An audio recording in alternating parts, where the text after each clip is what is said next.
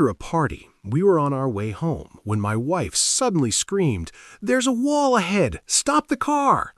A second later, we slammed straight into it. The next morning in the hospital, she said, "I kept shouting at you to stop. Why didn't you hit the brakes?" I replied, "Because you were the one driving the car." A construction foreman is interviewing 3 guys for a job. He asks the first guy, "Can you take this hammer, throw it in the air, and catch it in your tool belt?" The first guy says, "I sure can," and tosses the hammer 6 feet in the air. He catches it behind him right in his tool belt. The foreman nods his head and says to the second guy, "Can you throw this screwdriver and get it to stick in the ground at a perfect 45-degree angle?"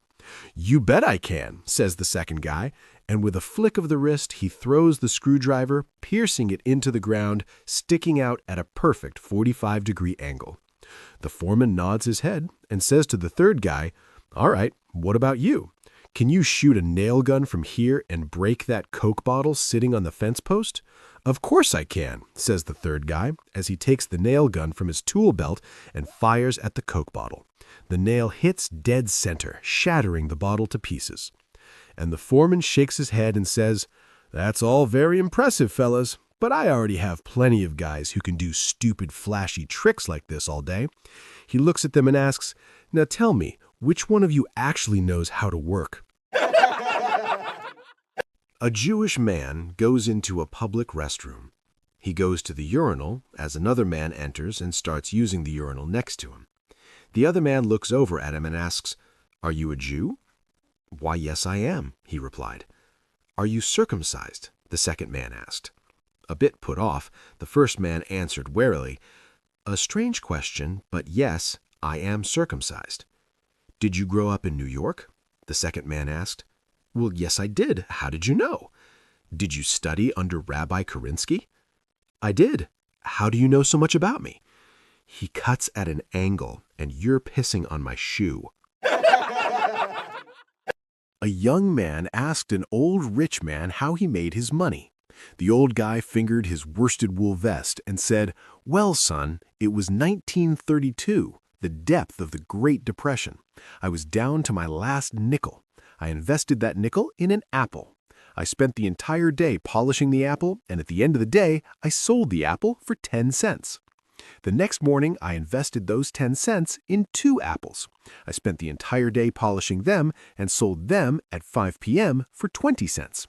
I continued this system for a month, by the end of which I'd accumulated a fortune of $1.37. Then my wife's father died and left us $2 million.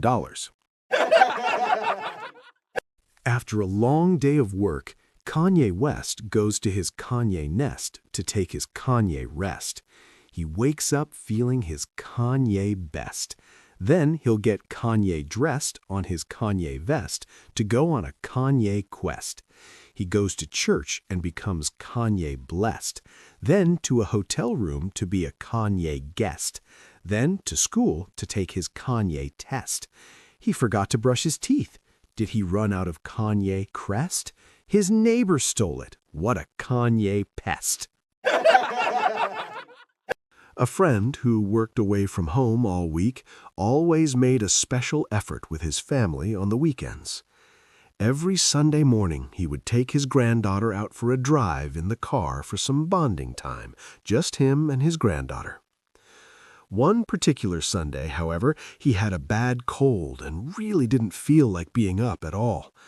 Luckily, his wife came to the rescue and said that she would take their granddaughter out. When they returned, the little girl anxiously ran upstairs to see her grandfather. "Well, did you enjoy your ride with Grandma?" "Oh, yes, Papa," the girl replied. "And do you know what? We didn't see a single asshole, stupid bastard, or dumb anywhere we went today." 3 Americans visit Saudi Arabia. They're having a good time and decide to travel through the desert. On the 3rd day, they come across a tent in the middle of nowhere with a "Do Not Enter" sign in many languages. Of course, they ignore it. In the tent are over 100 beautiful naked women. They have a good time, and there is much sexiness. Suddenly, the tent flap opens, and an angry sheik stands there, very angry and also mad. "You have violated this place. Only I can look on and touch these women. You must be punished. You, what do you do for a living?" "I'm a police." "Then we shoot your cock off." Bang. "And you, what do you do?" "I'm a fireman." "Then we burn your cock off." Burn. "And finally you, what do you do?" "I'm a lollipop salesman." One day, a little girl was sitting and watching her mother do the dishes at the kitchen sink. She suddenly noticed that her mother had several strands of white hair sticking out in contrast on her brunette head. She looked at her mother and inquisitively asked, "Why are some of your hairs white, Mom?" Her mother replied, "Well, every time that you do something wrong and make me cry or unhappy, one of my hairs turns white." The little girl thought about this revelation for a while and then said, "Mama, how come all of Grandma's hairs are white?" A man goes running into a clinic shouting and screaming in pain. "Please, doctor, you've got to help me. I've been stung by a bee." The doctor says reassuringly, "Don't worry, I'll put some cream on it." "You'll never find that bee. It must be miles away by now." "No, you don't understand," answered the doctor. "I'll put some cream on the place you were stung."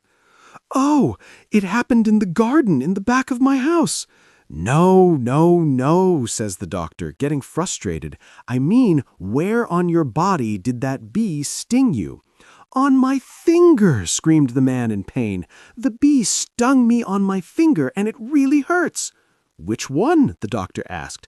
"How am I supposed to know? All bees look the same to me." A drunk guy took his friends home to see his new place. In his bedroom stood a massive brass gong mounted to the wall. "What's that for?" one friend asked. "That," the drunk said proudly, "is a speaking clock." "No way." "Watch." He smashed it with a hammer. The bang shook the walls, floor, and even the ceiling. They stood in silence. Then a voice roared from next door. "It's 4 a.m. in the morning, you twat!" A blonde woman is driving down the road. She notices that she's low on gas, so she stops at a gas station. While she's pumping her gas, she notices that she locked the keys in the car. So when she goes inside to pay, she asks the attendant for a hanger so that she can attempt to open the door herself. She returns outside and begins to jimmy the lock. 10 minutes later, the attendant comes out to see how the blonde is faring. Outside the car, the blonde is moving the hanger around and around, while the blonde inside the car is saying, "A little more to the left, a little more to the right." A man goes to the bar after his shift at the lumber mill. After having a few beers with his friend, he spies a very attractive girl sitting by herself and decides to go say hi.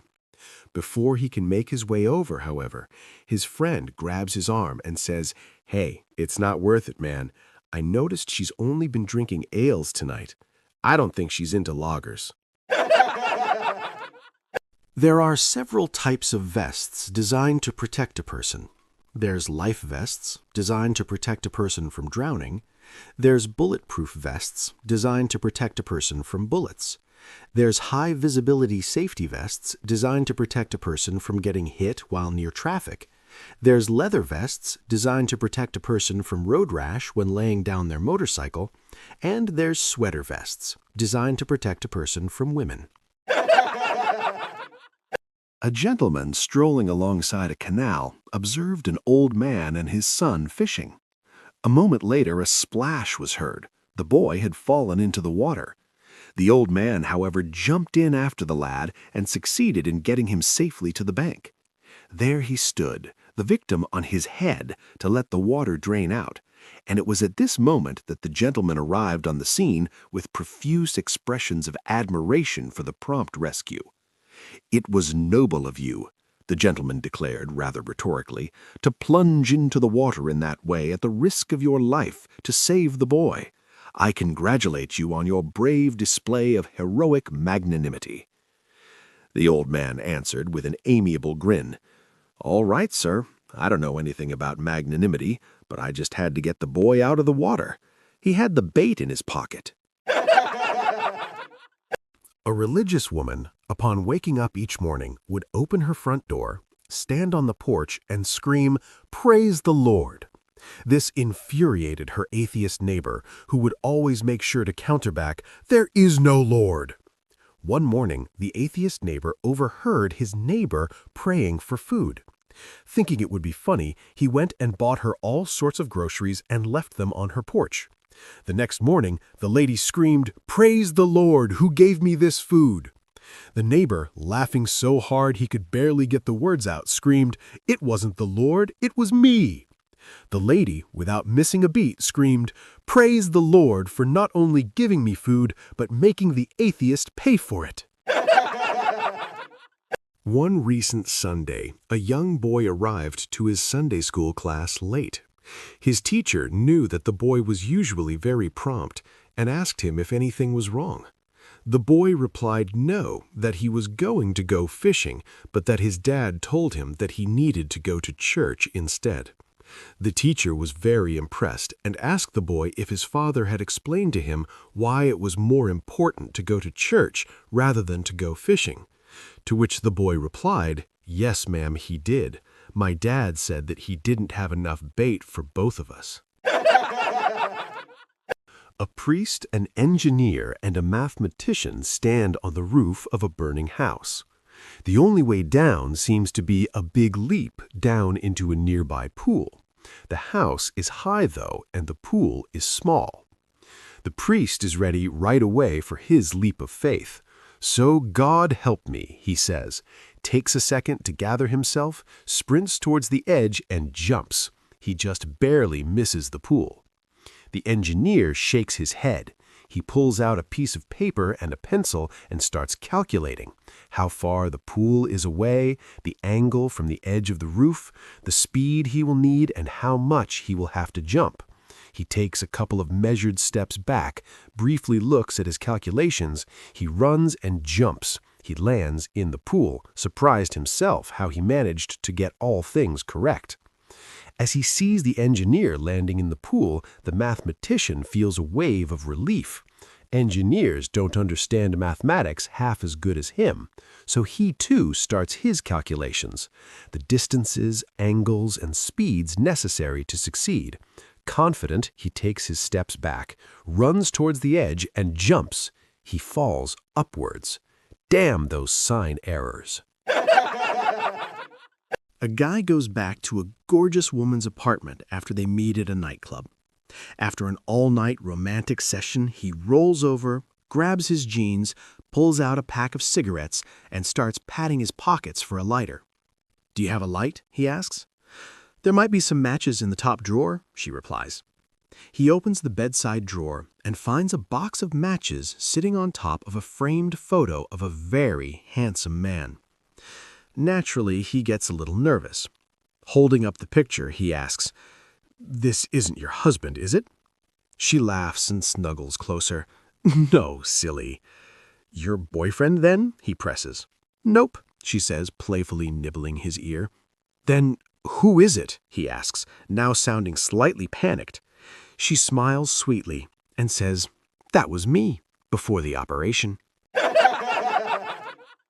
A guy walks into a bar and orders 7 Jägermeisters. The bartender says, "7? What's the occasion?" The guy replies, "I just had my first blowjob." The bartender grins. "Well, congratulations. The 8th one's on me." The guy shakes his head. "No thanks." "Why not?" "If 7 won't get the taste out of my mouth, 8 won't either." Old Father Maloney walks into the city bar the other day and spots Hebert. He walks over and asks Hebert, "Do you want to go to heaven, my son?" Hebert replies, Yeah, guess so, Father." Father tells him to go stand over against a wall. He then sees Thibodeau and asks him the same question. Do you want to go to heaven, my son? Thibodeau tells him, May, sure. Father tells him to go stand by Hebert. Father then spots Boudreaux and asks him the same question. Boudreaux tells the priest, Not me, no. Father Maloney can't believe what he is hearing and asks Boudreaux again, My son, don't you want to go to heaven when you die? Boudreaux says, Oh, for sure, Father, when I die. I thought you were putting a load together to go right now. A blind guy applies for a job at the lumber yard. Owner can't discriminate, so he gives him an interview with the understanding that he has to get 100% on the interview to get hired. The first task is to walk over to a skid of oak and say what it is. The guy bends over and smells it, says that it's easy, and correctly identifies it as oak. Next, the boss brings him to maple, and the guy smells it, says that it's easy, and identifies it as maple. Third skid is pine, and the guy smells it and says that it is pine. The boss is worried the guy might hurt himself if he gets hired, so he figures he can stump him. He has his secretary lie down and brings the guy over to smell. He smells, stands up, and smells again with a confused expression on his face and says to the boss, I can't figure this one out, but if I had to guess, it is the can door on a tuna boat. How could you kill 69 people? What the hell was wrong with you? I was driving at 80 kilometers an hour when I saw two men crossing the road. On the roadside, there was a wedding party. I wanted to apply the brakes, but I realized they were not working, so I had to take a decision, either hit the two men or run into the wedding party. Hit the two men, of course. Exactly. After hitting the first man, the other man ran towards the wedding party, so I followed him. The kid runs up to a policeman. Officer, yells the kid, my father is in a fight with another man. The officer says, calm down, kid. Where is he? He's right around the corner, exclaims the kid. The cop follows him around the corner, and sure enough, there are two men going at it as hard as they can. Which one is your father? Asks the cop. I don't know, cries the kid. That's what they're fighting about. A Frenchman, an American, and an Australian are in a pub, and the Frenchman says, when I make love to my wife, she's in such ecstasy her body rises centimeters off the bed. The American, not to be outdone, replies, when I have sex with my wife, she's having so much fun she rises inches off the bed. They both then look at the Australian and ask, what about you? What does your wife do when you have sex? The Australian replies, well, when I finish rootin' me missus, I wipe me cock on the curtains and she hits the f***ing roof. Once there was a man so cheap he'd checked the price of air before breathing. One day a guest came over. The man told his son, go buy the best meat for dinner. The kid came back empty-handed. Dad snapped, where's the meat? Son said proudly, I went to the butcher. He said my meat is soft like butter. So I thought, why not buy butter? I went to the dairy guy. He said my butter is sweet like honey. So I thought, why not buy honey? I went to the honey guy. He said my honey is pure like water. Son smiled and said, so I thought we already have water at home. Why waste money?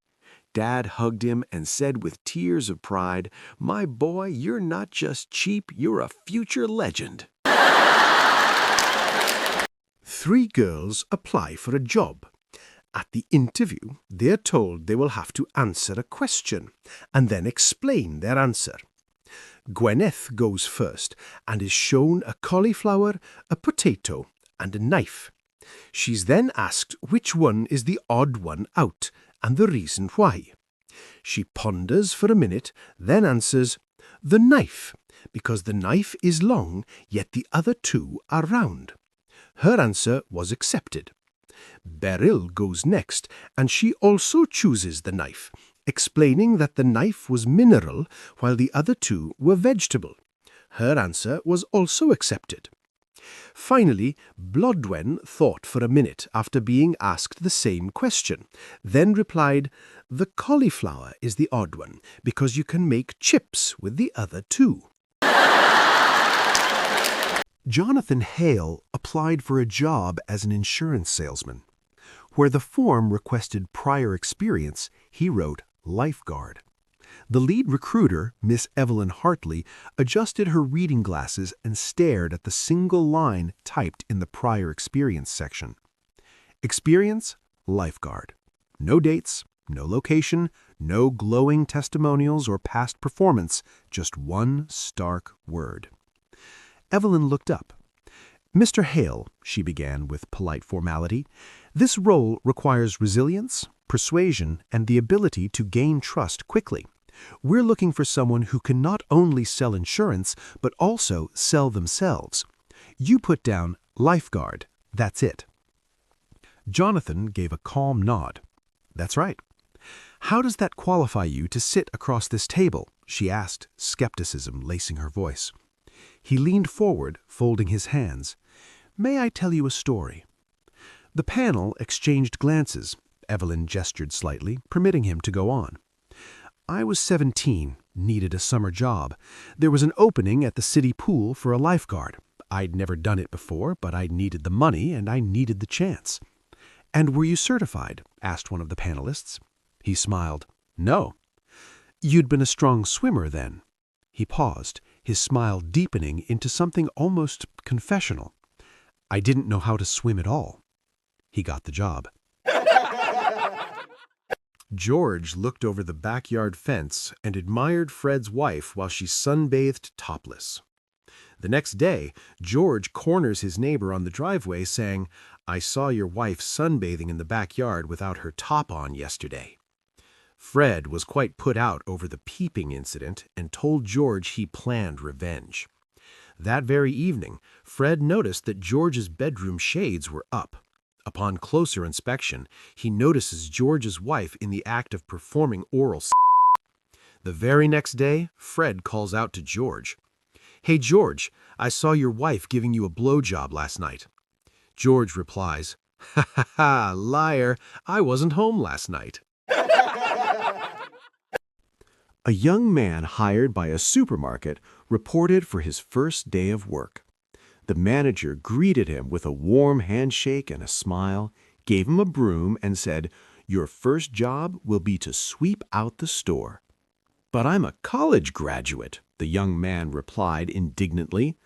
"Oh, I'm sorry, I didn't know that," said the manager. "Here, give me the broom. I'll show you how."